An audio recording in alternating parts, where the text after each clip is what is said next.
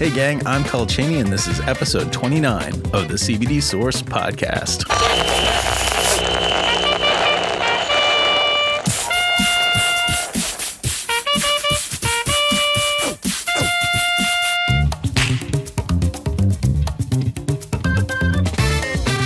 Happy Hemp Day, gang. You're listening to the CBD Source podcast, your source for all things CBD. Coming up on the show today, we've got a great one.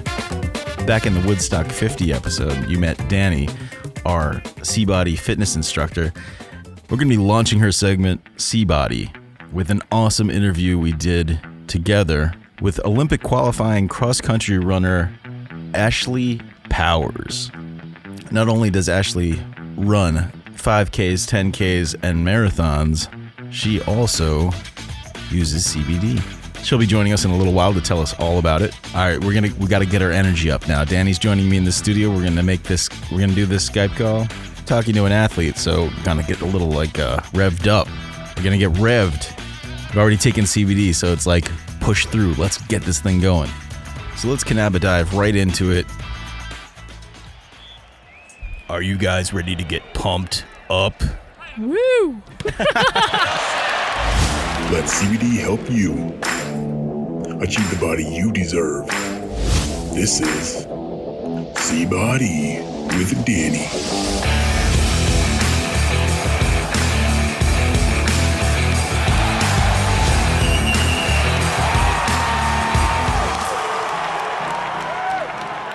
Hey gang, it's Dani from CBODY, and today we're going to be talking to Ashlee Powers. Who is Ashlee Powers?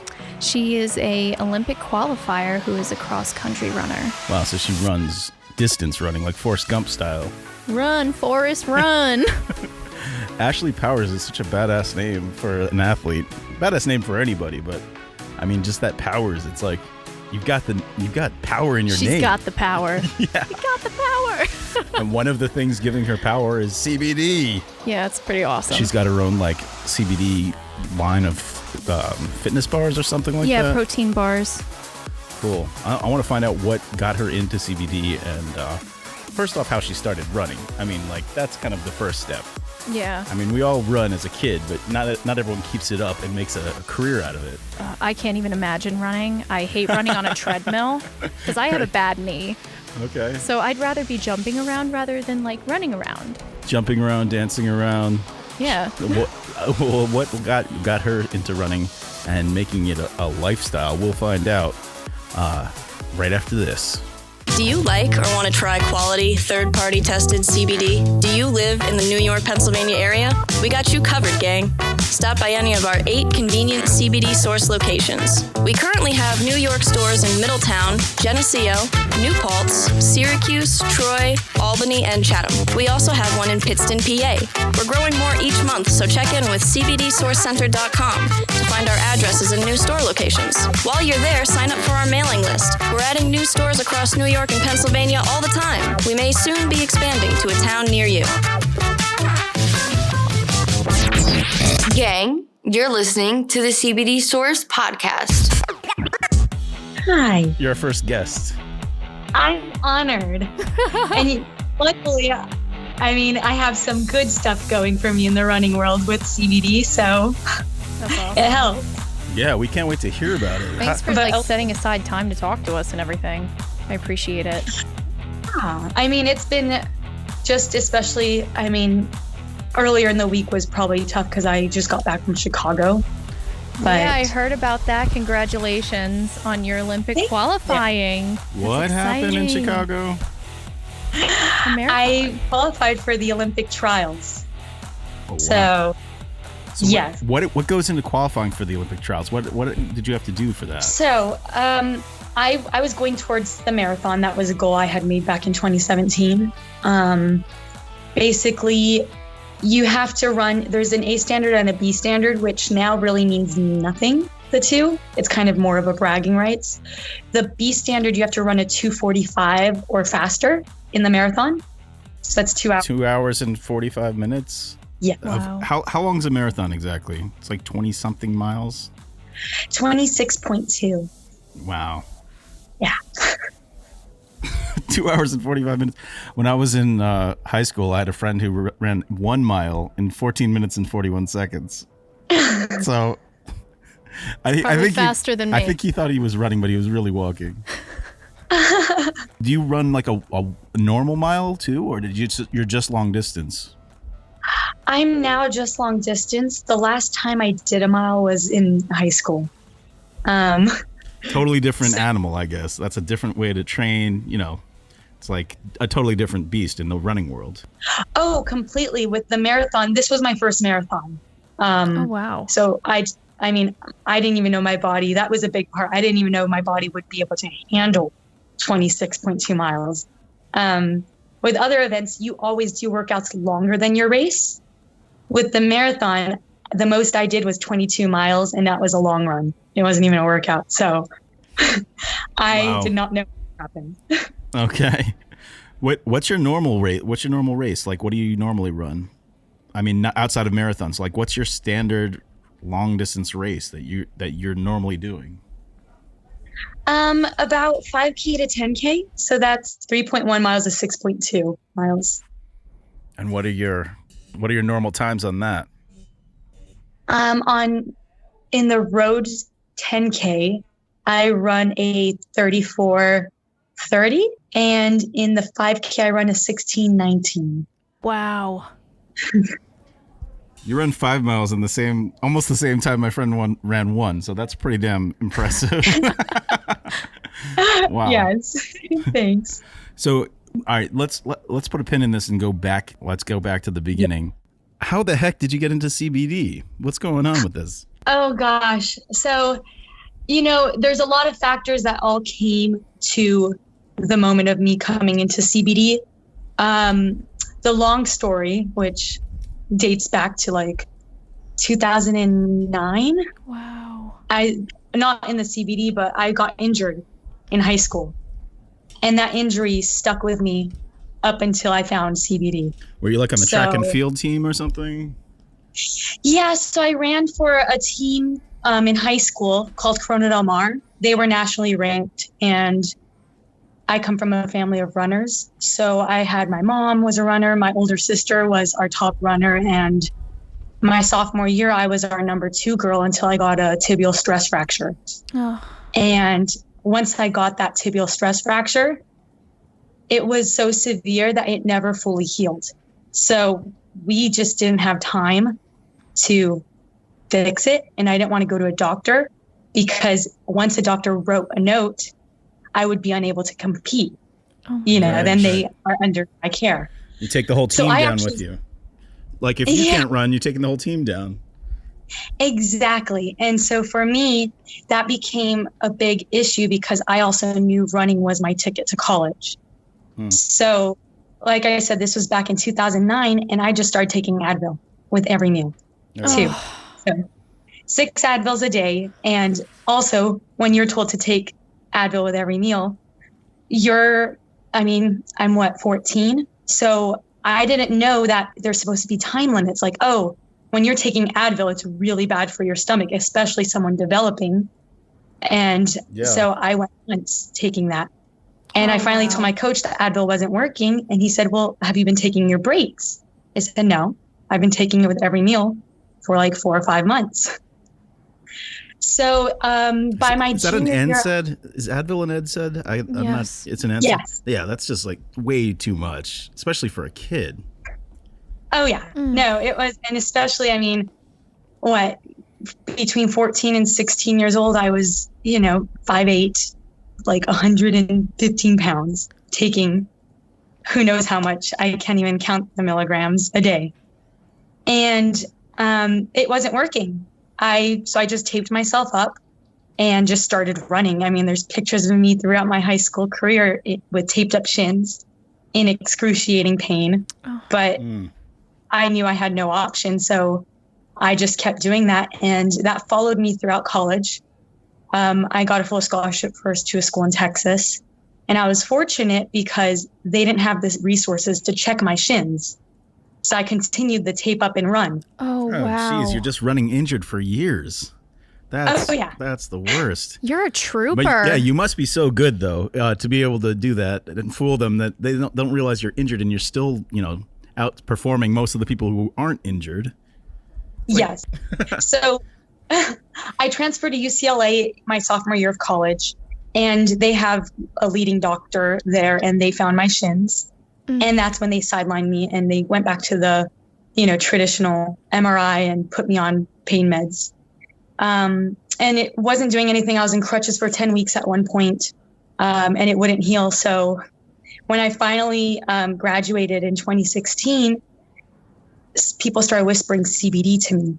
And it was obviously a banned substance. And so I started doing my research, and I realized that it was something worth trying. I was in a point where I'm not being tested. I'm still trying to come back from this it wasn't 9 years yet, but many years of injuries.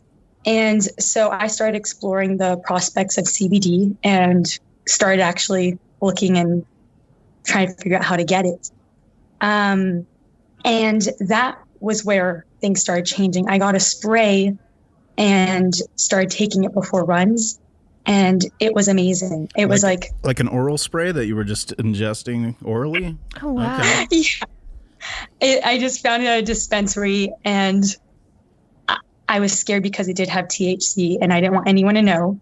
So I would just hide in my car, bend over, and spray it in my mouth before practice and go do my workouts. How much THC was in there? Gosh, I believe it was one of those where it's like a 2-to-1 ratio. I can't even tell. It was a very small. Oh, 2-to-1 is still pretty. That's a pretty high dose of THC. The spray was, I guess, close to as I could get to a CBD product. Mm-hmm. And it was also, to be honest, it was probably the cheapest thing I could get at the time. See, this is one of the benefits of living in California, where like in 2016, they had access to dispensaries. Right? I know. I mean, like when did dispensaries start popping up? When was recreational made a law there? Gosh, it's been, I don't even know, before I was even allowed to go into one. Okay. Well, it was medical. So if you had a medical, you were able to go. But anyone could get a medical card, right? Back then in California. There were doctors that were just like cool docs. Right. Okay. Oh, yeah. I mean, and that's the beauty of, I know things are different in New York and in other parts, but getting a medical, I remember when I was 18, I had friends who were, had medicals already. And so that's all the way back in 2012. Right, wow. Right. It's very loose in California compared to here. Yeah. It's 2-to-1 of THC to CBD. So like if you were doing, was it more THC than CBD or more CBD than THC? The first one did have more THC. And then when I went to MedMen, and I actually went in, I was like, I want something with, when MedMen opened, I said I wanted something with as much CBD and as little THC as possible. I think the closest they were able to get was like a 3-to-1, so 3 CBD, 1 THC. Okay. And I was still, I remember when I would take the spray, I wasn't sure if it was the alcohol, because it was alcohol based, or if it was the THC, but I would instantly feel like, ooh. Oh my gosh. Yeah, you're talking like, say if it was 15 milligrams of CBD and 5 of THC, that's still you're getting a lot of THC in your system if it's a 3-to-1 like that. Yeah. Getting high. You're definitely getting high before those races. But she probably felt great though. Yeah, you probably did feel great. Yeah, and that was where I really started believing in CBD. And I was also to the point where I was desperate. I didn't want my running to end. Right. I had done what I thought was available, and this was my next, I guess, option. And to be honest, CBD even now is still very secretive in the elite athlete world. No one will admit they're using it. Yeah, which I see as a disservice. It's weird because, like, just trying to book guests for this segment, like, it's a lot of ex-athletes, like former football players who are endorsing CBD, former baseball players, that kind of thing, like active players. You were telling me before, Dani, that most professional leagues still have it like kind of outlawed, right? Yeah, because I was telling him about WADA, but I didn't know that they were allowing THC to a certain point. I only knew that they were allowing CBD because when it's got to be very minuscule. Yeah. Like the NFL and the NBA and all that stuff. They don't allow it. But I think the UFC allows it because you remember because of Nate Diaz. Yeah. So the UFC allows it. Yeah. So if you want to get into the squared octagon or whatever they call it and kick the shit out of people, CBD's okay for that, but not anything else except for, I guess, running now, like professional running, Olympic running. Basically, WADA governs everyone. What does WADA stand for? Just so we get that out there. So WADA stands for the World Anti-Doping Agency. And so they are the federation that makes the standards all across the board. However, each federation could make their own. So I'm governed under USATF. And USATF is following WADA's guidelines. NFL, they are following their own, as is the NBA, and other countries also, because I know Canada, apparently, I was told by a Canadian athlete, does not allow their athletes to use CBD. Oh, wow. It's so weird considering THC is legal like nationwide in Canada now, Yeah. Yeah, so I don't understand that. And since I'm not really marketing to Canada, I've not really gone to look myself. So with going off WADA, they are very stringent in terms of only CBD. They do specify there's other cannabinoids, and they don't also say if they take action on that. So that's where I think a lot of athletes are uncertain, but you also haven't heard of athletes being dinged for the use of. I wonder if someone just started like only taking CBN, like something not CBD, but also not THC, just like dosing up on certain cannabinoids if you found that it helped you in a one way or another. I wonder if they'd enforce that, or how they'd even know, how they'd even be able to like test for that. Because there's so many, there are like 113 cannabinoids, and like if you found a minor cannabinoid that was doing something for you, how could they test? I don't know. They don't specify if they can. So that's where there's this loophole. And CBD still has a stigma when it comes to the athletes, because the supplier I work for shared that they reached out to high level, Olympians, and they were all afraid of the perception that it may carry if they promoted the brand. Yeah, I wonder if the next Olympics are going to have a lot of big CBD sponsored athletes in it. It could happen, right? If they are cool with it, CBD, I'm sure that like they'll be splashed all over the walls, the different CBD brands probably. Huh, interesting. That's cool that we were talking about it before we got on the line with you, that the Olympics are really kind of cutting edge as far as like they're the athletes of all around the world. It's not just one of our little American sports. It's like world athletes from everywhere are able to compete in this. And if they're cool with CBD, then that's pretty damn cool. That's going to set the trend. Yeah. They'd be setting the trend for everybody, kind of. Yeah. And, a lot could change in the next few months, because I still remember when I saw the announcement of WADA. This was in the end of 2017. It had to be either November or December. And they were making that announcement effective January of 2018. So we could be finding out more changes in the next month, and that could make changes to the Olympics. So if they make even lesser rules with THC, it's going to open up more doors, because people are afraid there's that chance they put in WADA that there is a chance that there could be traces of THC or others. Mm-hmm. And that can risk. So that scares a lot of athletes. You know who would be endorsing this? Who? Michael Phelps. Smoking the bong. Oh, no. Oh, man, that would be the perfect athlete to endorse like THC and CBD for athletes. You know what I mean? Talk about a prime endorsement deal for whatever, when marijuana becomes like legal in America. Michael Phelps is your best get. because he should. we already know. Yeah, because of his history. How many gold medals does that guy have? You know what I mean? And So many. Exactly. And it's not affecting him negatively. It did at first, but not anymore. I mean, it's not affecting his athletic ability. Yeah. Yeah. It might be affecting his PR negatively. Yeah, that's what I mean. But that's just because the whole stigma of THC is like, she's in California, so it's not even a thing there. Like for us, it's still a thing here. Very secretive and, illicit and all that stuff. But out there, they've been living it since she's been in high school. So different world in the same country. That's what's so bizarre about it. That's the same country, but it's totally different. Like they can go to a dispensary and just get a certain cannabinoid, like individual cannabinoids broken down, like isolated. Yeah. The only thing, we can't do that here. Doesn't exist. But we also don't know what action is being taken when THC is for, any substance that's not a severe doping substance. I've not heard of any major athlete being sanctioned. So I know when I was in college, if an athlete got caught like with THC in their system, they were usually given a warning and had to go to like meetings for substance. So we don't know what actions they are taking.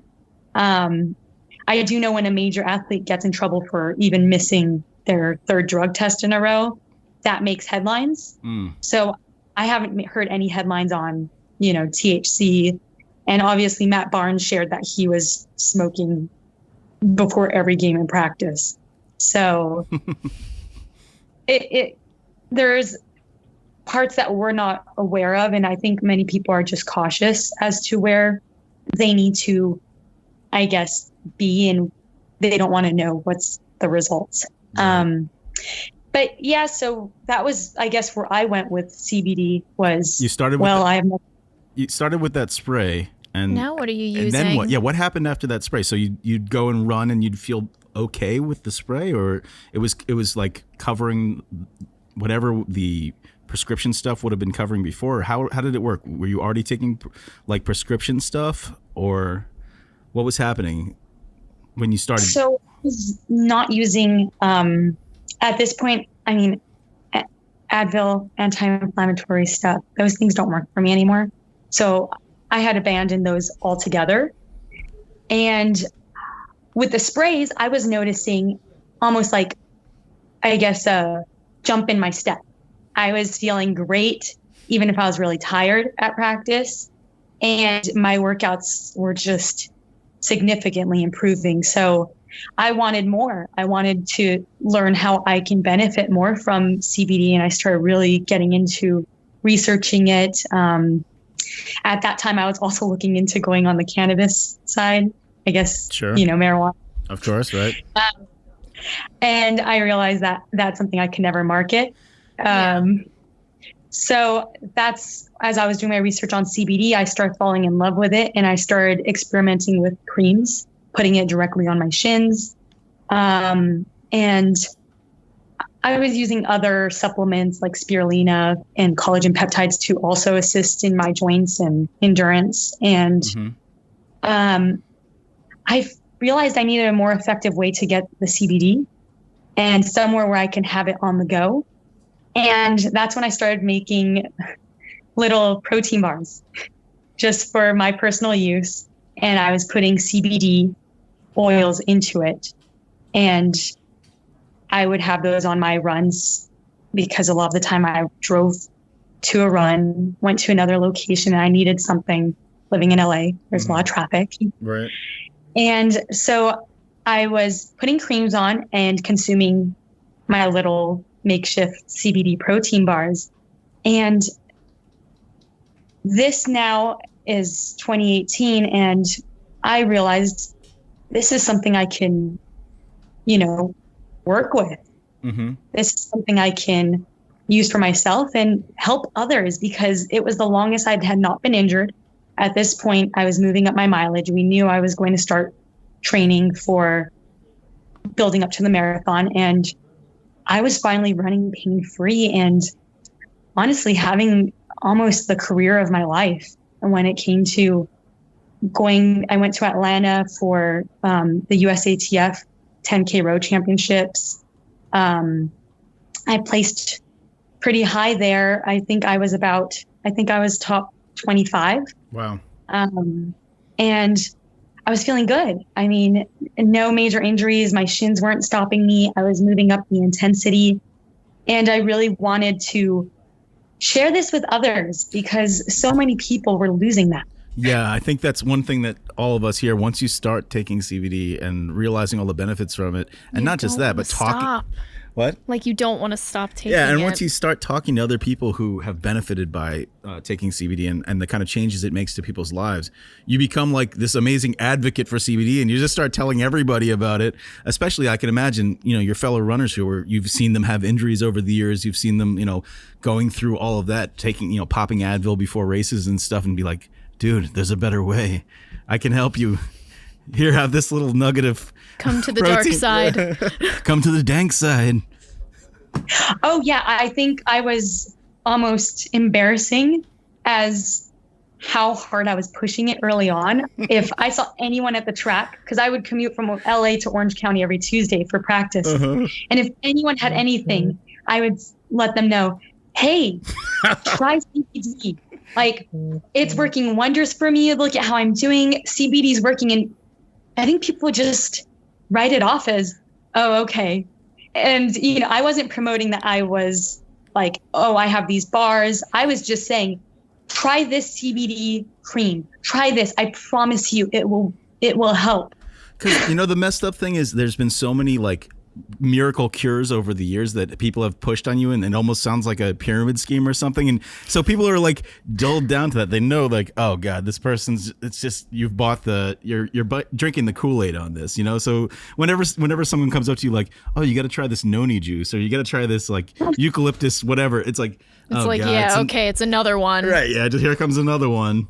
But yes. That's so like, they're like, every time we see Ashlee, it's just always with the CBD. That's all she ever talks about. Yeah. It really became that. And I just really wanted to share, especially there were such talented, I guess, also masters athletes. So masters is after the age of, I think it's 40. Wow. They become masters. And there were so many talented runners. What? It's nice that people are I'm still 42. running. I'm a master. I'm fine with that. Yeah, you can consider yourself a master. Damn, I got to take up running now. Masters are very competitive. They are like... I was just honoring I thought you were it. saying, well, like, wow, that's old. I was not hating on your age. I know, I'm just So kidding. take a step back. I'm just kidding. I got to stick up for us 40-somethings. How old are you, Ashlee, by the way? I'm 25. There you go. See? Long way from masters. You got a ways to go. Till you're up in the big leagues like me. Yeah, I'm technically considered young. Most sports, you're like in your prime at 25. I'm considered young in the sport still for marathon. Yeah. But yeah, so, I'm pretty sure people were almost having it with me. So yeah, no kidding. I thought it was something that would benefit them. And, I think another part was I was just telling them brands that I thought were,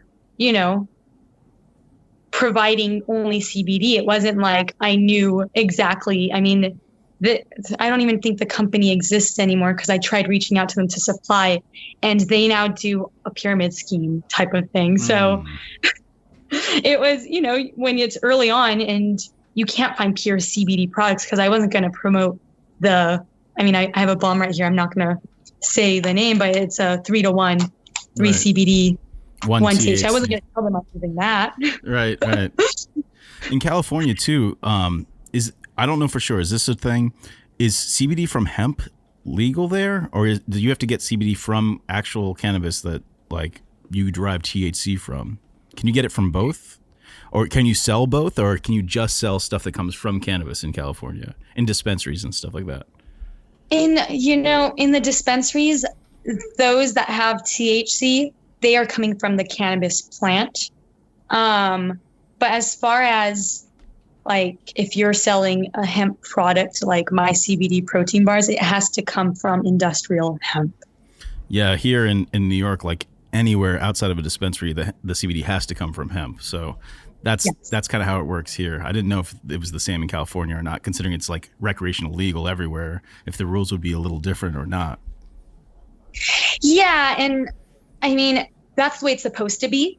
I can't say if people are necessarily following that. I know certain stores heavily vet, and I love the stores that do that because they're ensuring that your product or the product that you're going to buy is industrial hemp. I know there are some stores I'm working with to get my product in, and they are vetting very heavily, and I'm appreciative of that because it's helping the honest brands get the recognition that they should be getting.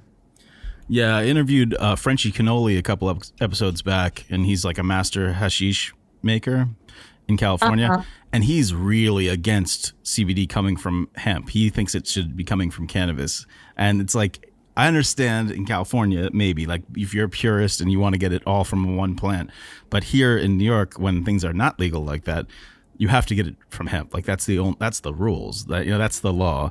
So like we don't even experience that here. Like any CBD that we ingest is coming from industrial hemp. But in California, there's a lot of people who only get it like a 2-to-1, 3-to-1. They're getting the THC with the CBD in low dose. And for me, I understand all the arguments, but as an athlete and someone who's trying to push it to athletes, I'm 100% for the industrial hemp because at the end of the day, there's going to be less extraction needed. It's going to be more pure. I understand. And for athletes, it makes total sense. Do athletes prefer isolate, like CBD isolate, over like a broad spectrum or something like that? So you're just isolating the CBD itself and not having other cannabinoids, or is it?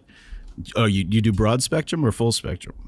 I only do broad spectrum. I do believe in full spectrum. I mean, I can't put that in my products, and I fully respect that because I want it to be used by athletes. I use it myself. But broad spectrum, I truly believe, has the same benefits. I can't say the same for isolates. I think they are effective. I don't believe when people say that isolates don't work. There was a study done back in the early 2000s, where they did a study with isolates and full spectrum, and isolate still does have benefits. It just has a threshold. So you could, let's say you're taking 1,000 milligrams of an isolate versus 1,000 milligrams of a full spectrum. So with the full spectrum, it's going to continue to go up as you take more. With the isolates, you're going to get to a point, let's say it's 600 milligrams, and it'll stabilize. So that was what I read in the study.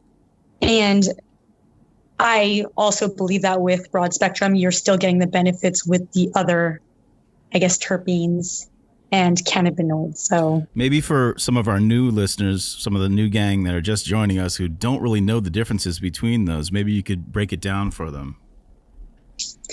Yes. So with an isolate, it is just the CBD. You should be looking for 99% pure CBD and lab tests, of course. And then with broad spectrum, there will be very minimal, at least in my broad spectrum, there's very minimal terpenes and other cannabinoids, but they are still in there, and there are still some minor traces which help the CBD. And in my supplier guarantees 0.00% THC. And that I found to be very important. So with full spectrum, there's an allowance of 0.3% THC, and that is detectable. So for athletes, they're unable to have that. And there are the benefits with that THC, but if you can't have it, it's not worth the risk. Yeah, that totally makes sense. I mean, you want broad or full spectrum if you can get them, because you're getting that entourage effect of all the different cannabinoids and terpenes working together. And so, like, the difference, like you said, between broad and full is the THC. It's that one cannabinoid that makes all the difference. Because if you take a lot of full spectrum, it's gonna show up on a drug test. Like if you take a lot. So yes. And another thing, and I'm not encouraging people to, if they cannot have THC, to have, full spectrum, but also THC tends to grab onto more of the fatty cells. People with a less active life, they are going to retain more of the THC than someone who's out there being active all the time. But if you're using it on a regular basis, your body's going to hold the THC more. So that's also, I think, something that helps extremely active individuals is you're completely getting rid of the THC in your body. Plus, athletes don't need the munchies. You know? It wouldn't make sense to have the athletes wanting to have Cheetos in the middle of the night. You know what I mean? Exactly. No, that's very true. And I mean, this is not my wheelhouse, obviously. This is more of a Danny knows more about athletes than I do. So I'm just guessing here. Because I'm all about Cheetos in the middle of the night. It depends on the sport, I guess. I mean, like football players, the stigma, you know, eat a whole bunch of pasta the night before your big game. So, I mean, it all depends on the sport. Yeah, and bodybuilders like pound weight. They have to eat a lot, right? Yeah. I mean, you have to eat a lot in order to retain muscle. Otherwise, you're going to lose it. Yeah.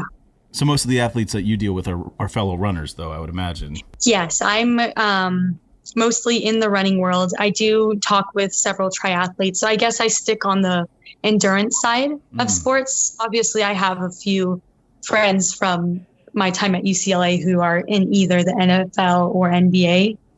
And I maintain some contact with them.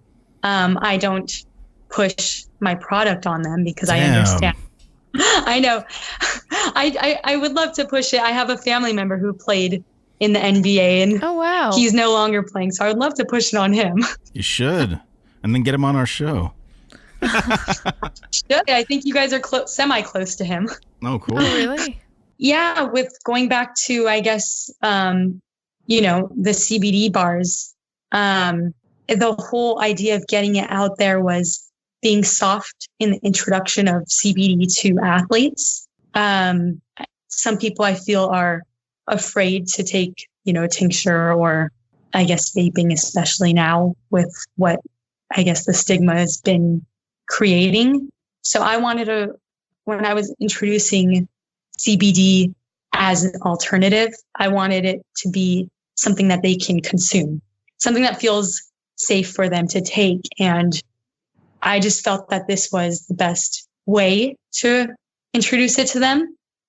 Mm-hmm. And a lot of people actually tried keeping me from making the CBD protein bar and bringing it to market because no one was doing that. Everyone is doing the, tinctures, vape, flower, creams. But I saw an opportunity with the Canna Curious so they don't feel that they're really taking CBD. Because I always have to tell people it's not going to get you high. Right. Yeah. You won't get high at all. I know it's not going to be like the other edibles you're used to that will get you high off your friggin' rocker, but this is a CBD edible, not going to have the same effect. How long does it take for people to feel effects when they eat it? Because I know the bioavailability is not as quick when you consume something because it has to go through your whole like digestive system and all of that stuff. Like when you tincture, it goes right under your tongue, like right into your bloodstream. Mm-hmm. Eating something, it's got to like get in there and kind of like your stomach acid works on it or something. Like how long does it take like before a race or something like that? What's really interesting. So I've taken it before races and I've also had people, I had someone, whenever someone comes over for dinner, I give them my bar. And one person who has never, gone high, done anything, I assured him it won't get him high. He took the bar and we hadn't even started eating. So this had to be 30 minutes, empty stomach. He starts saying, I'm feeling very grounded. So I guess it's a California thing to say. I feel for one something with that earth. Yeah. He's having super deep thoughts. Yeah, no. So I had to explain to him that grounding wasn't, he's never been high. So I had to tell him that feeling is not you being high. It's really the calming. I explained to people, if you have anxiety, you're going to feel the bar bringing you a calming effect. If you have other ailments, the bar has helped people on my team. I have a few runners who buy from me direct and they'll have it before races. And one lady just finished her first marathon and her husband messaged me saying, Lori had your bar mid race, which is amazing. Oh my gosh. She carried it during the race and she wasn't sore at the end. So for her, she's been swearing by it in her longer runs. It gives, because there's also the spirulina and the collagen peptides. The spirulina is improving the endurance. What are both of those things? Can you explain what those things are? Yes. So spirulina it's like blue-green algae, and it is a complete food. So it has its own protein. It has high antioxidants. It's an anti-inflammatory, and it improves endurance over time. So if you're using it regular, you're going to see an improvement. Collagen peptides, it actually helps with your hair, joints, nails, your skin, that elasticity. So those are all going to help when it comes to keeping your knees from getting achy and keeping your performance improving, recovering faster. And I wanted all of those to work together with CBD, since I legally cannot make claims on CBD. I want all those things. Yeah, me too. I need it. Yeah. You've got good hair. I need that. I have a bad knee. Oh, there you go. For that. There you go. Yes. Cool. How much CBD though? How many milligrams of CBD are in one bar? One bar has 20 milligrams of CBD. So we've kept it at, I'd say it's a moderate level. I personally think it's good because I know some people are eating 2 bars a day of mine. And so they're getting 40 milligrams. I mean, if you're new, that's pretty high, I would say. I think a great amount. I know some people will look at me and say, well, 20 is low. Well, you're also getting the other benefits, and you have the option of having more of the bar if you want. So yeah, you can just sit there and house a couple bars before your race. Yeah. Why not? And like the one runner did, just store one. I don't know where you keep it on you, like behind your number or something. Where would you even, do you have pockets while you're racing? I think she had a belt. There's these belts called SPI belts. So I think she had that, because for me, I have it before I run, because I'm not going to, especially in my marathon, I had to carry goos in my sports bra had a pocket. I wanted to carry the goos. So I took my bar before my race. I wonder if it would be good for recovery, like right after the race too. Like when I used to try to get in shape, which I'm going to try soon. But I would I'll push you. Okay, cool. I used to do like kickboxing, but I couldn't eat breakfast before I did like the kickboxing exercise. Otherwise, I'd be like so nauseous during it. You know what I mean? Like it seems like eating something right before would be tough, but like afterwards, when you're like totally worked out, it's like, give me something now. Something healthy would be good, like just a quick bar to get the, like, how many, you probably know the calories and all of that too, right? Like how many calories are in a bar? We have 140 calories in this bar. So it's actually, pretty low considering a lot of bars, and it has 11 grams of protein. So, but the protein, a lot of them come from the collagen peptides and obviously, like I said, spirulina. So they're more on the simple side when it comes to the digestive. But yes, the idea, I tell most people, you could take it before a workout, but it's intended to be a recovery bar. So it cool. Is supposed to help speed up recovery. What is the normal, like before these bars? What's a normal routine for a runner before the race, after the race? Like, do you chug water, try to get hydrated enough for the race, or like, because you always see people handing plastic cups to runners in marathons and stuff like that, trying to keep them hydrated so they're not passing out. Like, what's your normal routine? So I'll talk about, since I just came off of Chicago, and it was beyond, the preparation, learning the sport, even though I've been in the running world for 20 of my 25 years. It was a total different preparation. Carbo loading was a big aspect. It's actually where it really matters. We're always taught to carbo load before races, but in the marathon, it's crucial. You should be consuming 80% carbs leading up to the race. Holy crap. So just like potatoes that's great. Like potatoes, spaghetti, that kind of stuff. Like I should become a runner because I'm doing this without the race. Well, you're probably eating complex carbs when you're carb loading, right? Yes. Yeah, not empty ones. Well, yeah. So I'm having like pasta, whole grain bread, lots of fruits and vegetables. So that's my usual routine, oatmeal. And another big thing that a lot of people are now becoming privy to is Pedialyte. I drink a whole Pedialyte the day before I race. Isn't that what people drink when they have a hangover? Right? So I've been told. Or other issues. Right, okay. It's like it's for children, but adults Well, the flavorless one. They have a flavorless one. In a Do you big make bottle. cocktails with it? No. Okay. That's smart, though. That can prevent a hangover. No, but I like the flavored one. So I usually get 2, one before the race. Then sometimes I'll open the second one and sip a little. But usually I'm kind of over drinking fluids by the time I finish that one. And then preparing for the marathon, there are they have cups like every 2 to 3 miles with water or Gatorade. And then later in the race, they have like gummies for energy. Really? I had my gels. They just give gummies out? I didn't know that. That's interesting. That's cool. It's Here, like the gummies. Endurance. Gatorade does those little shot, like gummy shots or whatever. I forget what they're called. I didn't grab those because I had my own.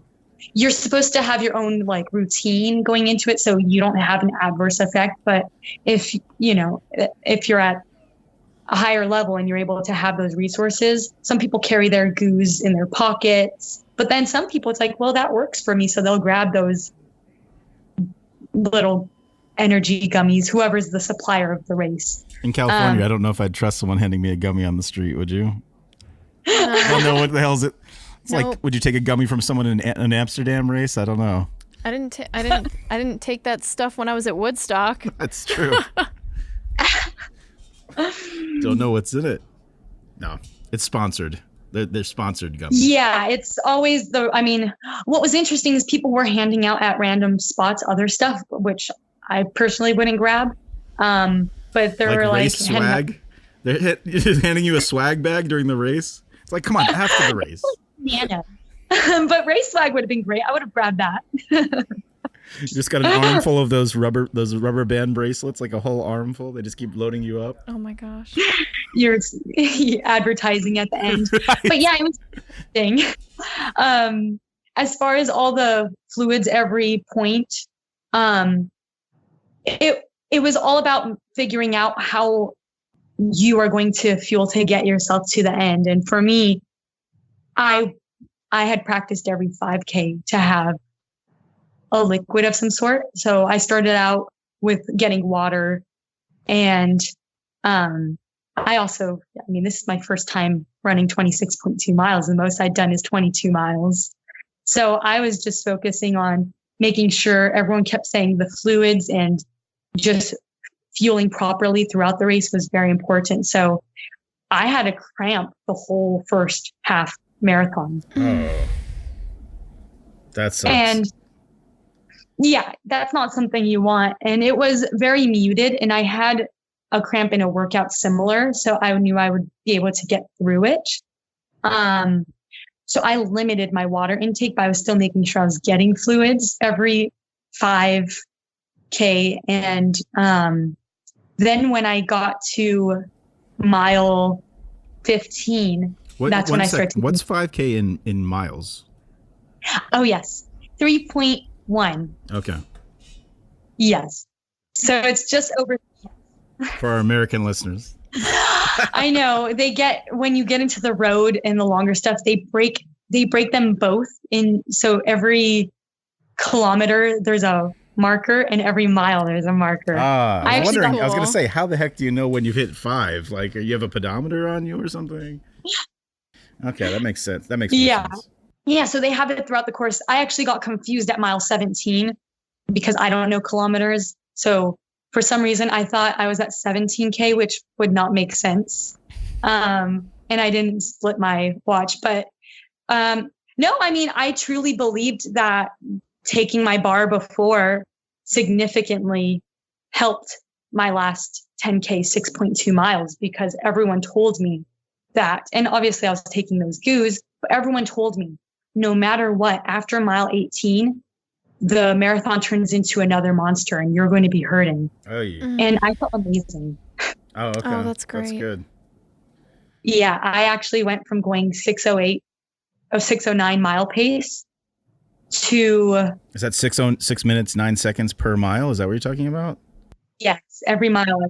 Wow, those are fast miles, man. And I dropped to 6 minutes and slightly under, around 5:55 per mile the last 6.2 miles, and just started flying past people. I felt great. I mean, I was thinking, this is crazy. I've never run past 22 miles. I've never run past 22 miles this fast. And I was watching people crumble around me as I was literally racing what some people have as their personal record in the 10K. Wow, you're surging at the end when they were all dying. That's amazing. Wow, so cool. When you do a normal like 5 or 10K, do you need to refuel, or are you just good to go for that whole bit, like without refueling or anything? Or do you have your own method with that too? I'm sure you've got that more worked out because that's your like regular system or whatever. Yeah, you don't take, at least for me, I don't take, and they do hand out waters at those races. I don't take them. It's just, you don't really need it because usually you need fluids after, or any kind of fuel after 30 minutes to an hour after activity. So for me, if it's a hot race, I will grab water and throw it on me. Oh, nice. So that's what it turns into for us. Mm-hmm. But no, usually I'm taking very little sips at the start line and not even swallowing, just like moistening my mouth. And it's all about getting to the finish and having a banana and protein, or my protein bars at the end. See, Dani, that's a real athlete. Myself, if I was to try to do a 5K, I need water to walk a dog, I think. You know what I mean? Like, may the odds be ever in your favor. Okay. Well, that's pretty cool. I have no idea about this. It's cool to learn like what pros have to do, like when they are actually doing the race, like what you need. Yeah. Not just fitness wise, but like hydration, fuel for the race.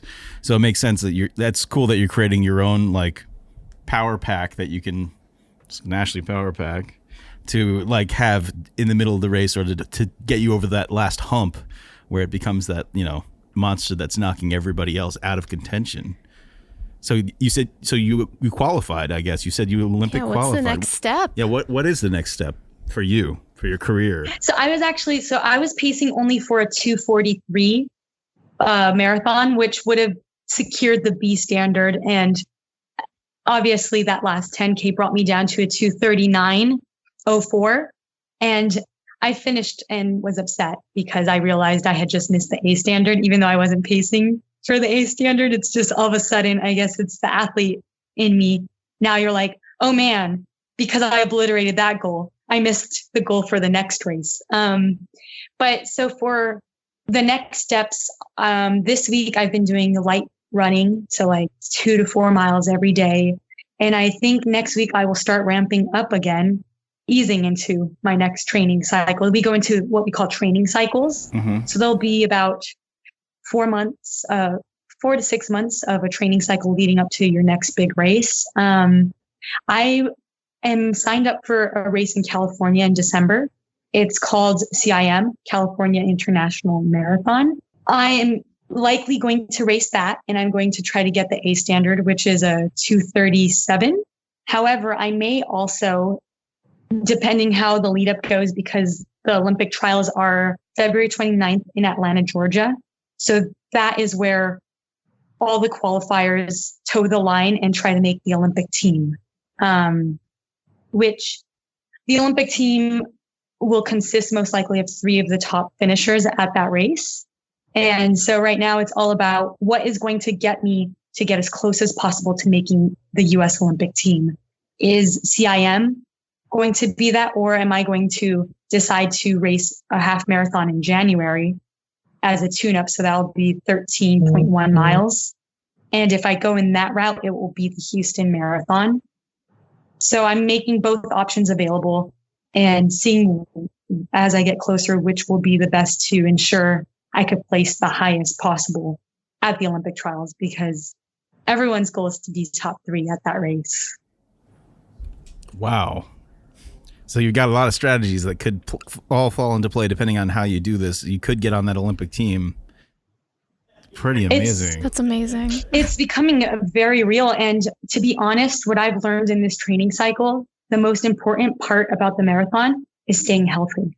And that's why I'm so grateful for CBD. And that's why I'm pushing it upon athletes, because leading up to the marathon, I was following, big contenders coming into Chicago, and I was seeing them announce their withdrawal 2 weeks leading up. So athletes will start announcing that they're hurt, or you find out a week before that they've been on and off injury, but they're going to toe the line. So all these athletes are literally dropping like flies. And I had more than a perfect lead up. I had no setbacks. I increased my mileage. I was running at an intense level. And I really know that I understand that staying healthy is a major factor. And I give almost all the credit to CBD. So that's going to be my plan going into this next training cycle, is to keep doing what I was doing and increasing my intensity even more. Well, we're rooting for you. Yeah.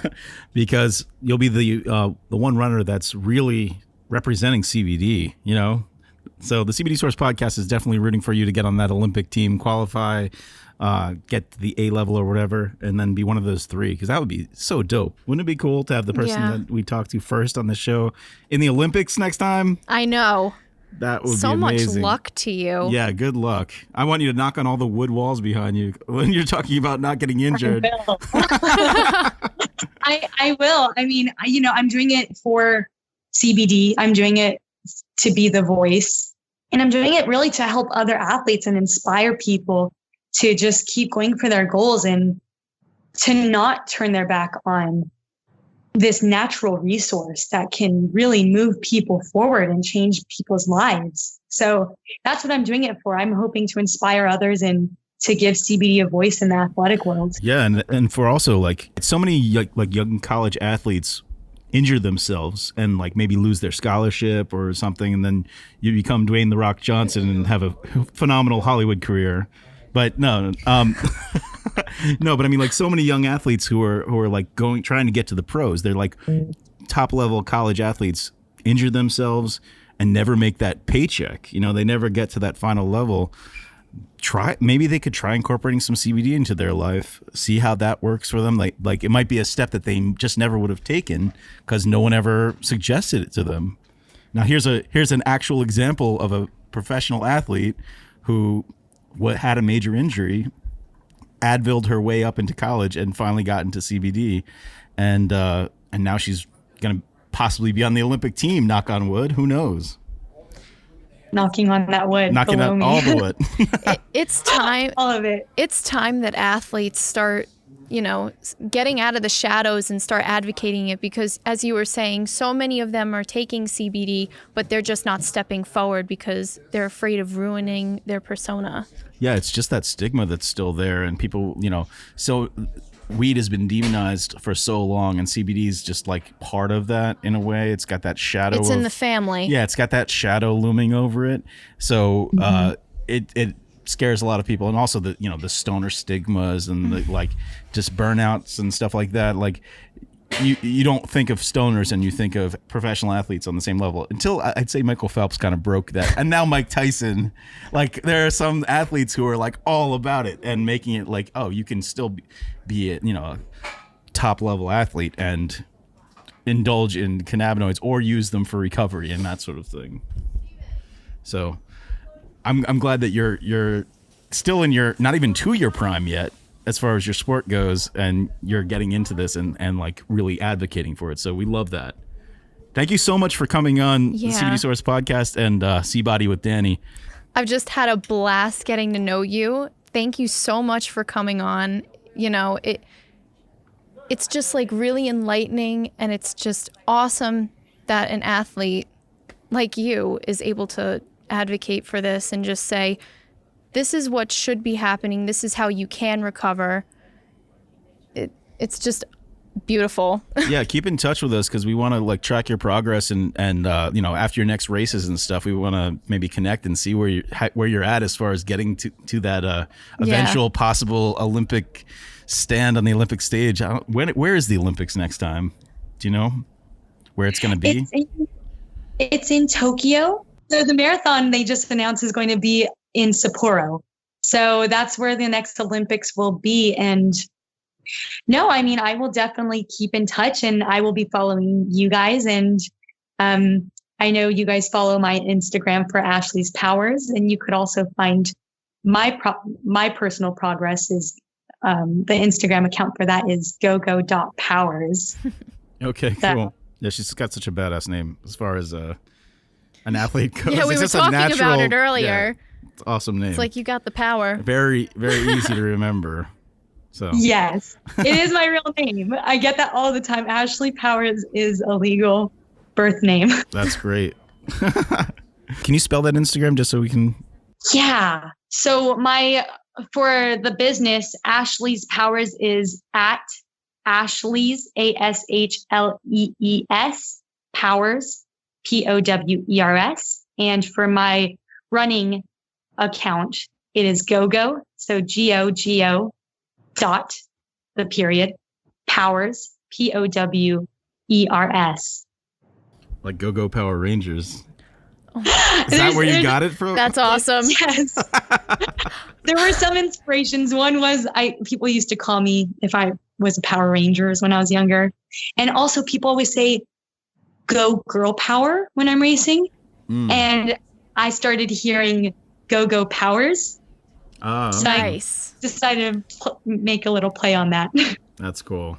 You know what I love about I never took up running, but my brother runs, not professionally, but that's just how he works. Oh yeah, you were telling me about that. Yeah. So like whenever we go on vacation or something, like him and his wife will just like, oh, there's a lake, we're gonna run around it. You know, like they just run around the things, you know, whatever it is, they'll find a trail wherever it is nearby. They'll look it up ahead of time and then they go and run.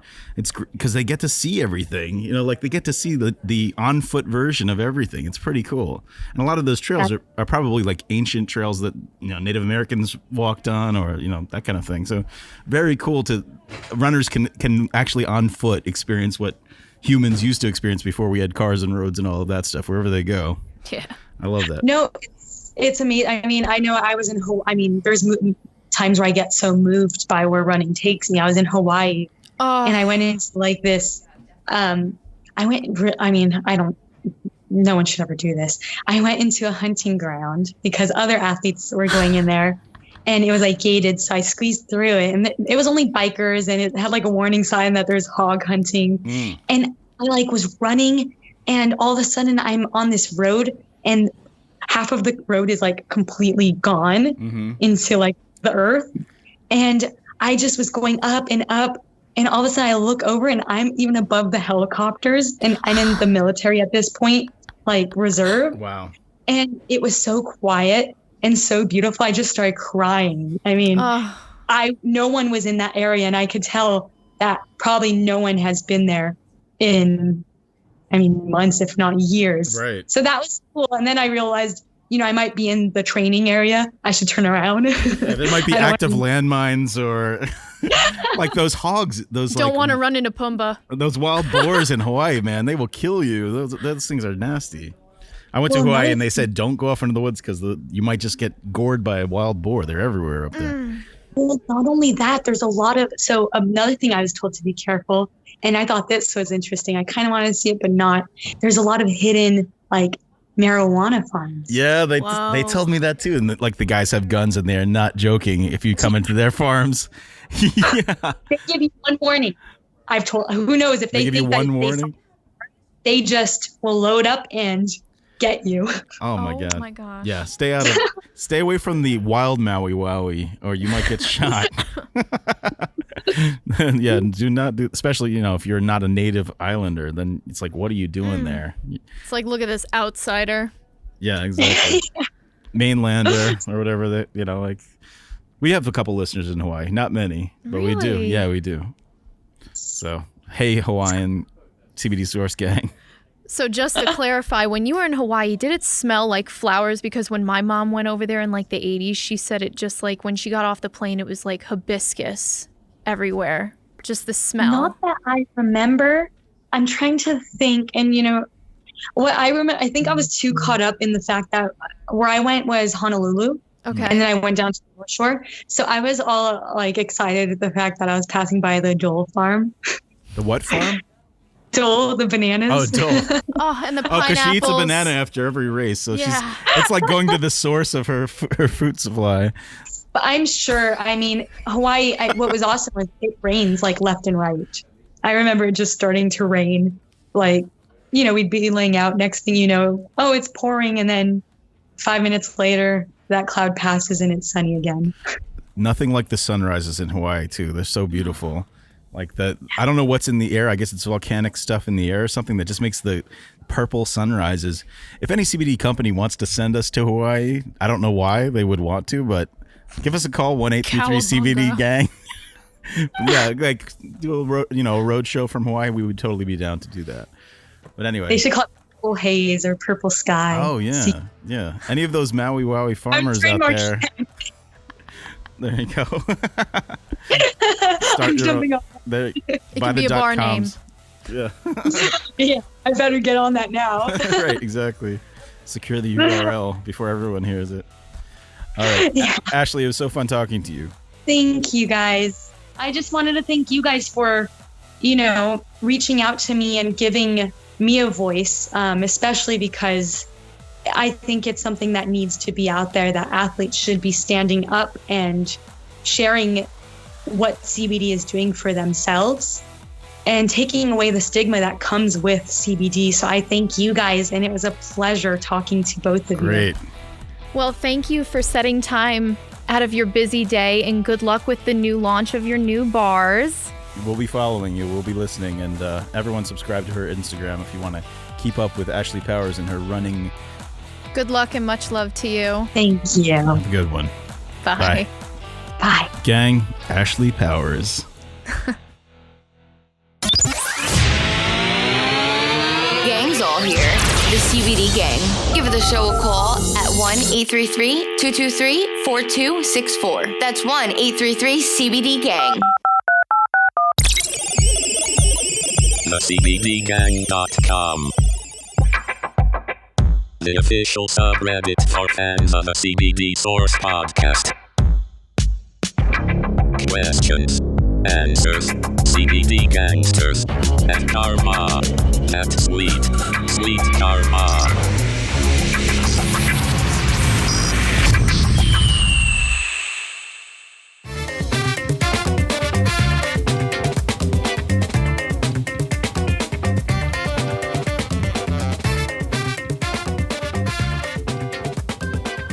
So that was our interview with Ashlee Powers. Holy crap. Well, that was fun, right? I had a blast. Oh my gosh. Yeah, it's really cool talking to a pro who, just hearing a routine of what athletes go through and like how they run a race and what exactly goes into it and like all that stuff. It fascinates me because it's not in my wheelhouse at all, Not mine. But really cool stuff. And interesting how she got into it because of the injury, and oh man, and just running for that many years with the injury and just kind of like putting Band-Aids on a bullet wound, you know what I mean? I give so much props to her. Yeah, seriously, that's got to be insane. And probably winning races and getting a scholarship without anyone even realizing she's running with that it's a broken tibia or something? It was a tibial stress fracture. Right, yeah, like a fractured bone, and you're just trying to like throw Advil on top of it and hope that it's... Yeah, eventually the Advil stops working for you. Eventually your body just builds up a tolerance and it's like, got to move on to stronger and stronger stuff.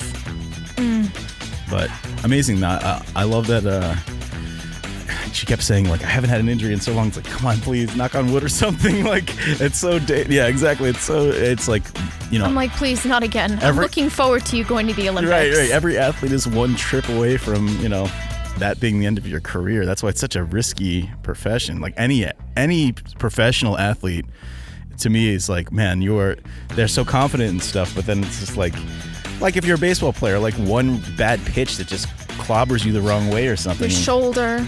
Yeah, exactly. Like all the pitchers themselves just throwing, you throw something wrong, something disconnects, and that's it. Your whole career's over.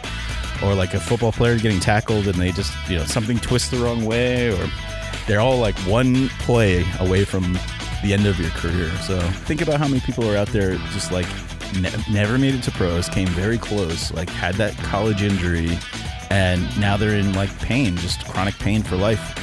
This is something where CBD can help you. You know, like this is where you take it from athletes who are ex-athletes who use it for pain, because like even just if you never got injured, if you never got like an extreme career-ending injury, just the bumps and bruises and like constant stress on your muscles and joints from playing any sport at a semi-professional or professional level, like you're gonna have chronic stuff for the rest of your life. Like you definitely will.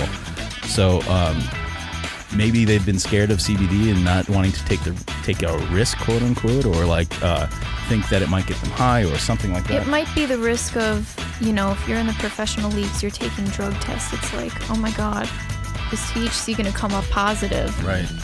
So there's always that risk. I think that might be one of the biggest fears, besides for, you know, ruining your persona. Right. It's, you know, a persona can last for so long, but it's, you know, the results of the drug tests that really determine what's going to be going on with your career. Yeah, when a lot of your sponsorship deals and a lot of your, you know, when you're riding on the line. Yeah, they're all riding on you having a squeaky clean, not doing drugs, kind of like quote unquote drugs, but not being known for, you know, taking drugs or any kind of enhancement supplement. Like, look what happened to Lance Armstrong. You know what I mean? Yeah, and then Mike Phelps.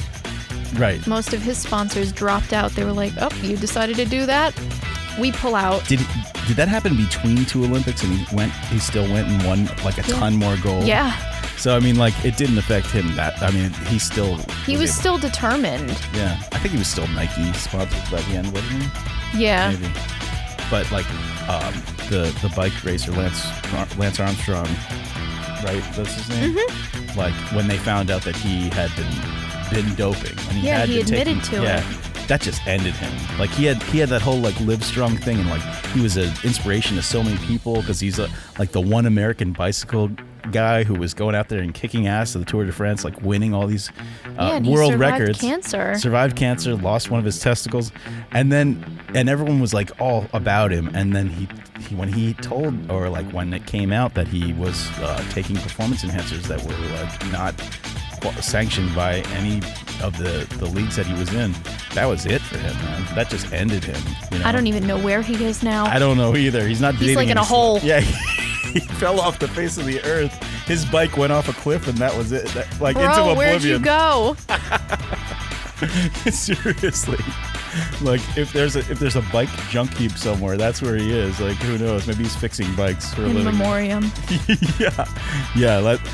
That can end a career. So I can understand how like anything that might spark a drug test to come up, you know, positive, would freak a lot of athletes out who all they do is train. You know, they're spending their whole life. You know, she's running miles and miles every day to train for something that could happen or could not happen. And if one little thing like that could be the downfall, could knock all that training out, that's scary to an athlete, I would imagine. I think if more people like Ashlee came forward, then more athletes would come forward. Oh, yeah. There would be no more darkness on this topic. There would be more knowledge. People wouldn't be so scared of it anymore, because so many people are scared about it, and it's ridiculous. Especially for muscle recovery, like she was saying, like after a run, or like her friend who had taken it halfway through the run and then wasn't sore by the end. Like, some of the negatives of being in a sport are the soreness and the recovery and the pain afterwards. You know, you have that, it's sort of like a rock star being on stage. While you're in the moment, you've got the adrenaline and you know, you're enduring the pain and you're getting the glory as well. But afterwards, you go home and you're soaking and you're in pain and you're recovering. Like any little thing that can help you recover after that, you know, why not? Especially if like WADA clears it and it's cool, then why wouldn't you take advantage? You know what I mean? I know I would, and I do, even though I don't do the sports. Well, Dani, it was fun having you swing by and bring in these awesome guests for us. You were telling me before, you've got some experiments you've got going on at your own gym. Yeah, I'm really excited about it. So the people who helped me lose weight in the first place, it's a couple from my gym that are both personal trainers who do nutrition and all that. So they found out that I was on the podcast and they were like, oh, what's it about? I was like, oh, I'm talking about CBD and athletics. And they're like, CBD? I'm like, yeah, got an issue with it? And they're like, no, I'm fascinated. Send me articles. So I sent them so many articles. They were like, ooh, I want to try. I'm like, okay, if you try it, I'll have you come on. Nice. And they've never had it before. So I gave it to them probably 3 weeks ago, and I keep on asking them, and I message them. I'm like, hey, how are you feeling? They're like, I'm sleeping like a baby. Nice. But you want to know what the great part about that is? So they're sleeping like babies, and the more sleep you get when you're bodybuilding, the better your muscle regeneration and your healing process is going to be. So that's why when you're researching CBD for yourself and you're like, what can CBD do for me athletically? And the muscle regeneration is key, but the biggest thing is sleep. That's where all the healing happens. So when you incorporate CBD, it can help you sleep. So then you have better muscle regeneration. Yeah. Did they say they're making more gains or anything like that? Not yet. I have to. I want to see what it's going to be like in a month. Yeah. Because they just started it. So what I've been telling them, I'm like, you want to continuously have it in your system. You don't want to just do one full dropper in the morning, because then it'll be out of your system by the end of the day. Right. So I'm like, just take half a dropper or a quarter of a dropper. Like, do half a dropper in the morning, then do a quarter of the dropper right before you train or after you train, and then take the rest of it at night. What dosage are you giving them, do you know? I gave the couple 1,000 milligram bottle, and then the other guy that I gave it to, who I'm friendly with, I gave him 250. Okay. Because it was just for himself. I gave the couple a higher concentration because they're sharing the bottle. Cool. So that they were both having the same exact brand, because that's all that I could get my little grimy paws on.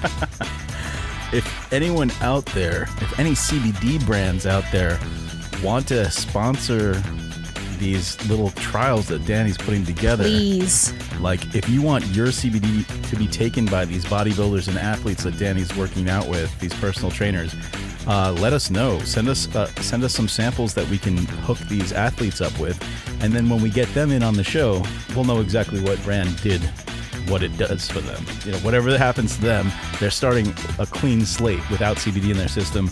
Yeah. Yours will be the only CBD they've ever tried. So if you want to put your thumbprint on these bodybuilders by being the one CBD brand they're putting in their system, hook us up. Hook Dani up. Give her, drop her an email, or give us a call, 1-833-CBD-GANG. That's our phone number, our hotline, 1-833-223-4264. Leave a message, and we'll get back to you as soon as possible. When you give someone 1,000 milligrams, let's see. I just want to figure out the math on this. Yeah, so that's why I told them to titrate it. Right. Titrate up. Yes. So if you have 1,000 milligrams and it's a 30 milliliter dropper, which is 1 ounce, 30 milliliter tincture, you divide 1,000 by 30, because each dose is 1 milliliter. Yeah.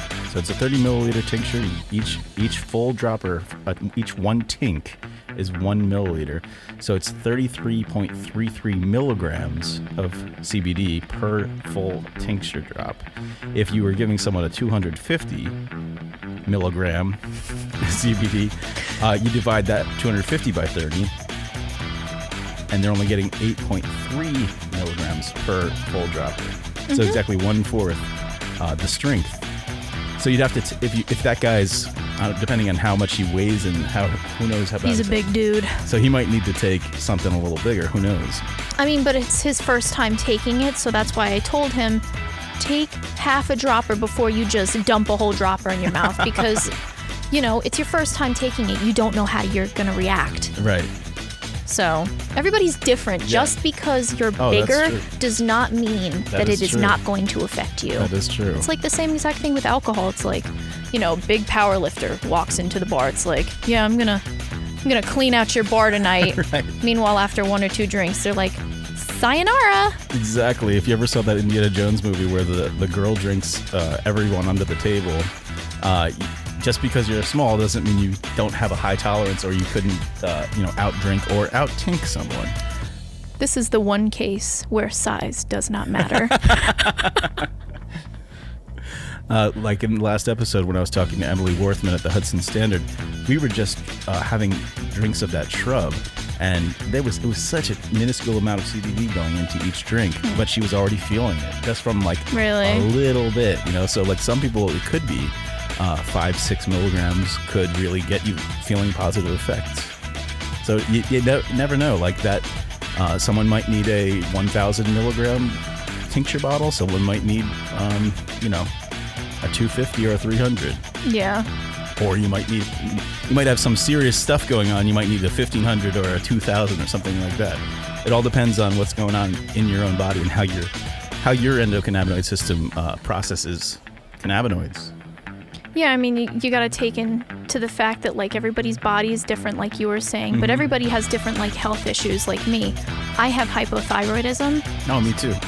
Really? Yeah. Do you have Hashimoto's, or do you just have... I don't think so. I just have, like, a very underactive thyroid. Wow, we have something in common. Look at What that. do you take for it? I don't take anything. I'm a big all-natural person. That's why I'm, like, such a big advocate for CBD, because it can do so much for you. Oh, yeah. No matter what. They're looking into CBD for like thyroid problems, thyroid disease and things. That would be fabulous. I wonder what it will, like, they haven't really done full studies on it yet, but I wonder what's going to happen with that. But right now I take... Synthroid? No, I took Synthroid for so many years, and it just was the worst for me. Like, that's why I don't want synthetic hormones in my body, because the thyroid controls everything. It controls your hormones, it controls your metabolism. So right now, we're dealing with a slow metabolism. You're taking prescriptions. I take androthyroid. It's like it's porcine. It's from a pig's brain. Yeah, it's natural though. It's real thyroid from a real animal. So it's like an animal, a pig that produces thyroid. You're getting thyroid, So you're getting thyroxine, basically. Yes, yeah, but the real version, the real thyroid. Oh wow. Yeah. I mean, they still make it. They still make it, even though it's like what people used to take before they invented Synthyroid. But the Synthyroid just gave me it was impossible to lose weight. Like no matter how much I exercised, I couldn't lose weight. And gives you that pie face, that like round face. So like once I switched over, like I did an interview with a stunt woman, and she told me that Synthyroid was doing that for her. She gained so much weight, so she switched over and like lost all the weight. And I'm like, I'm gonna be doing this. So I switched over, and like I was able to lose weight. That's crazy. I lost like 50 pounds in just a few months. Yeah, it was crazy. It was crazy. Me, on the other hand, I'm doing it all naturally, so it takes me forever to lose weight. Yeah. So I have to change my diet completely if I want to look a certain way or if I want to feel a certain way. I know that when I have too much salt, I'm down for the count. Really? Yeah, it's because, your body's just soaking up everything. Your you have a lot of water retention when you have thyroid issues. So that's like why so many people get a pie face, or they get like goiters in like most severe cases. Right. Do you have an endocrinologist and all that stuff? No, I found out through a naturopath in Miami because, I don't know, I just wasn't feeling right. So my godmother, she said, go to Miami, go to this naturopath, see what's up. I've gone to doctors all my life, and this one finally determined what was wrong with me after all these years. Because he looked at my face and he looked at my neck and he said, you have a thyroid issue. And I was like, what are you talking about? And he's like, you have a thyroid issue. It's slow. That's why you look like this. Okay. So I had to go on a special diet for a month, and like it kickstarted my thyroid. I mean, it's still not 100%, but I would rather be natural than have to rely on synthetic hormones all my life. I'll see what. Tell me what. Yeah, I'll hook you up, man. All right, cool. You're just gonna have to cut out a lot of shit. All right. Can't wait to see who comes in next with you. Yeah, I'm excited. I'm excited to see what's gonna happen with my experiment. I can't wait. If you're a CBD company and you want to help out with Dani's CBODY experiments, Give us a call, 1-833-CBD-GANG. That's 1-833-223-4264. Or drop an email to Danielle@cbdsourcepodcast.com. I guess we're going to call this an episode, Danny. So, want to say peace out to the CBD gang at home? Peace out, gang. All right, gang. We'll CBD you next Wednesday. Give the show a call at 1-833-223-4264. That's 1-833-CBD-GANG.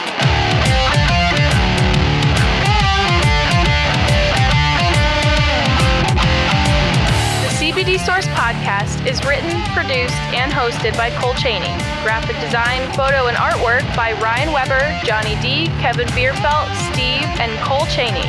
Marketing by Penny Spinazzola. Special thanks to our resident CBD guru, Akash Patel, our CBD Source Vape Lounge expert, Anthony Maltese, our CBODY fitness instructor, Danny, our personal cannabidiet CBD chef, Ryan Weber, our CBD News co-host and vocal artist, Tasha Miller, and our CBD gang subreddit mod, social media maven, and wrap-up girl Cass. That's me. Additional thanks to Caitlin, Liz, Ryan, and Kevin for lending your vocal talent. Want to be a guest on the show? Or do you have a great Weed Man van story? Or a story about your craziest experience with the munchies? Call us at 1-833-CBD-GANG. Again, that's 1-833-223-4264.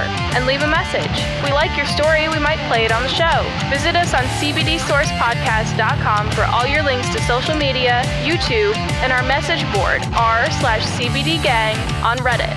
Be sure to subscribe to the show on iTunes or wherever you get your podcasts. We'll see you next week.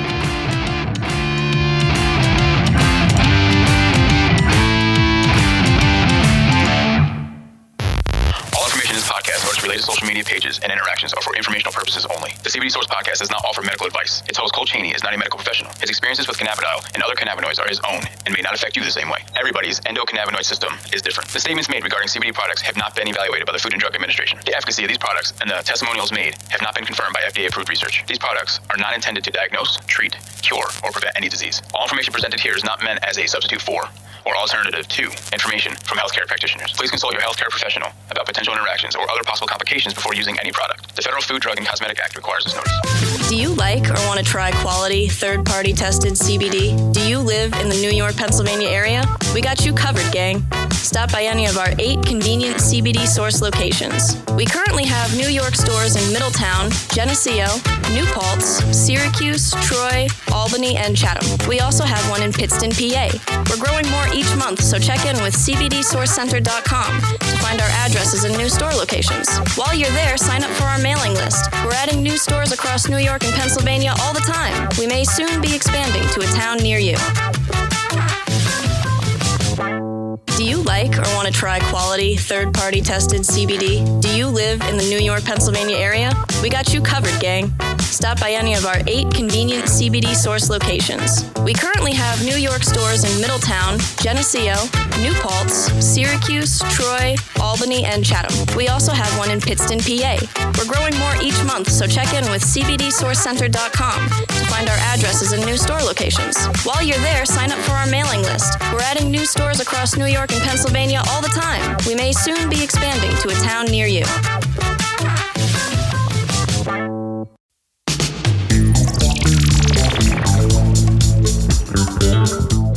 What is the worst thing that you've ever eaten, you've ever done for food, to get food while you had the munchies? I'd love to know that. Oh, that's a great idea. What is the craziest munchies you've ever had? What is the biggest crave you've ever had, and the most disgusting thing you might have resorted to? Like, there's just nothing left in the fridge. You came upon some weed, didn't expect it, and didn't do that shop ahead of time to make sure you had something stocked and ready to go for that munchie crave. What did you end up eating? Because that is an interesting concept. Give us a call, 1-833-CBD-GANG. That's 1-833-CBD-GANG. The numbers are 223-4264. I want to hear from you. And if you have ever eaten garbage, or I should say food out of the garbage while having the munchies, or any other crazy story, crazy-er story, or maybe a story that's not as crazy, give us a call. Did you get so high that you ate your dad's 40-year-old Twinkie collection? No, I did not do that. And that's probably because I don't eat Twinkies.